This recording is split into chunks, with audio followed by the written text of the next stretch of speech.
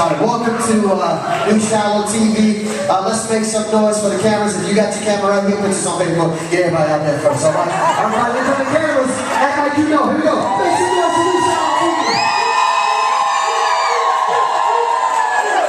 So check that on Facebook tonight. You will be on Facebook. All right. All right. So our guest today, as you heard, is Reverend Training, Dr. NYKKI. How you doing? I'm wonderful, thank you. Looking good. Ain't she looking good? Yes, sir. Well, I have a few questions. They gave me a certain amount of time, but as I want to do this, I want to make sure everybody's listening. I got a lot of talking going on in the room, so I want to make sure everybody. Here we go. All right. So, start over. How you doing? I'm great, thank you. How are you? I'm doing really good. So, I hear you're a gospel rapper. Is it something like that? Okay, so what made you want to do that? I want to get straight to that. What made you want to really be a gospel rapper? Well, this is a question that is commonly asked, and those of you who know me, you know I'm straight-laced. I keep it very transparent. I grew up listening to rap music, although I've been in church all of my life.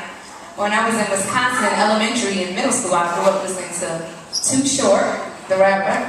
Yeah, that's my man. Luke, the rapper, Don't Stop. Get it, get it. But then when I went away to college, I started listening to Little Kim, Foxy Brown, Biggie, Jay-Z, DMX, Eve. I was listening to all of it, and I found out that when I was listening to it, it wasn't something that I could just have listened to like 10 times to finally get the lyrics. I would get it immediately, and I felt like I was just spitting it like I was right there doing it with them. So I had such a love for rap music, but I knew I couldn't rap about what they was rapping about anymore, amen? Not being saved and preaching, y'all feel like there's something wrong with this picture. But I knew that I wanted to be able to reach people on a different platform other than just singing. So I said, well, hey, why not do something that I absolutely love? And I love to rap, so instead of rapping about what's going on in the club, I'm talking about what's going on with Jesus. Amen? So, that's how I get it in. Alright, so let's rewind just a little bit, because a lot of new people in the room, they may not know you, or they may know you, or they may know about you, or they saw you, or they got downline opinions and whatnot. That really don't matter. But what does matter is, I want them to understand, you keep talking about how you came up. How did you come up, period? Just talk about how you came up. How we came up. Well, as you know, this is my brother. I am a pastor's daughter. I grew up in church even before I was born. I was in church, so church was something that we did regularly, almost every day, and every night. And we didn't go to church in the physical church. We had church in the house, so it was church in the morning, church all day long, church.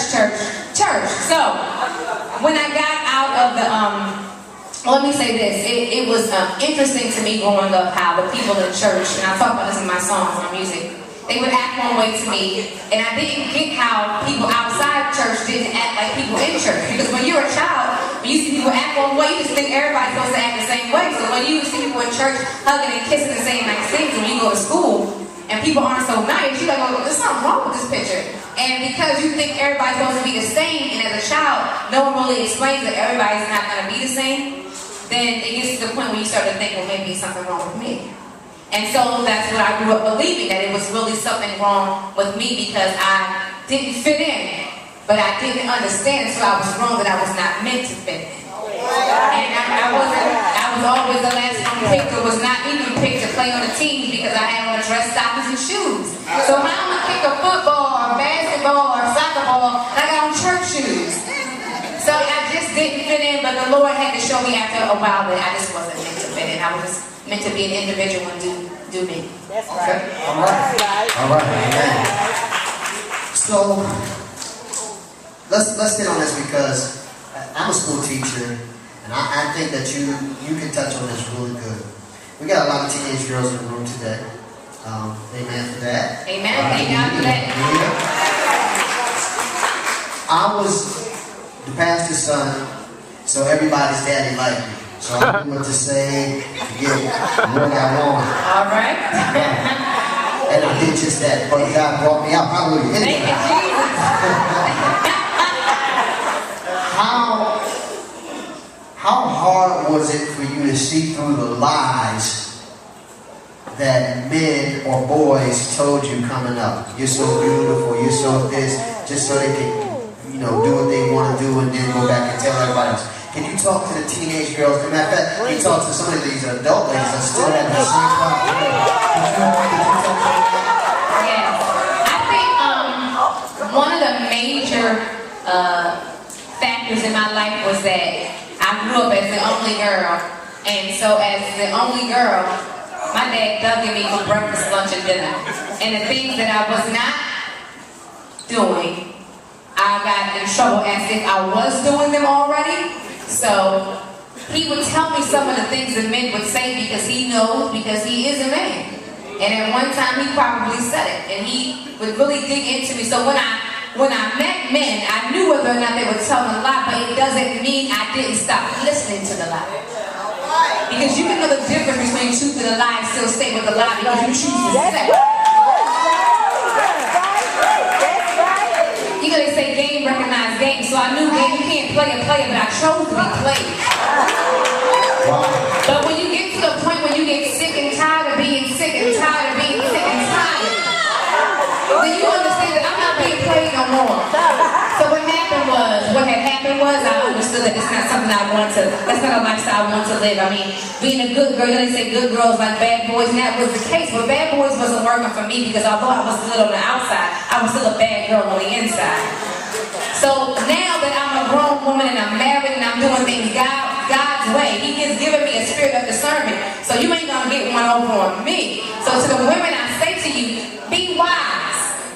You don't gotta speak about everything that you know, but be wise, don't miss nothing, look for everything, amen? And if he is not lined up with the will and the way and the word of God, then he ain't for you. That's that. Pray about everything, God will reveal all that you need to know. Stay sharp in it, they sharp, you sharp, and you're not gonna get run over unless you choose to be run over.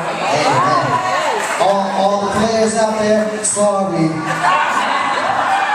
I gotta wrap this up. One more thing before we go. You just got a music video. Yes.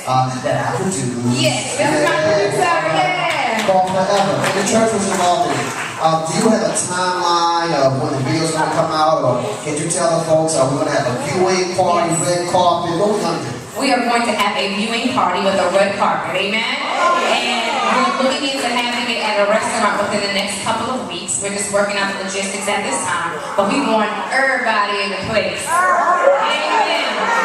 And I said that because whatever I do it because the Lord allows me to do it, and I want all my family involved. So all of y'all are invited. So I really want you to be there. Forever is basically just talking about the Lord is saying no matter what you've been through, you walked away, but I told you I'm going to be here forever, and that's what He has done. Amen. Let's give it up for Reverend Kreamery.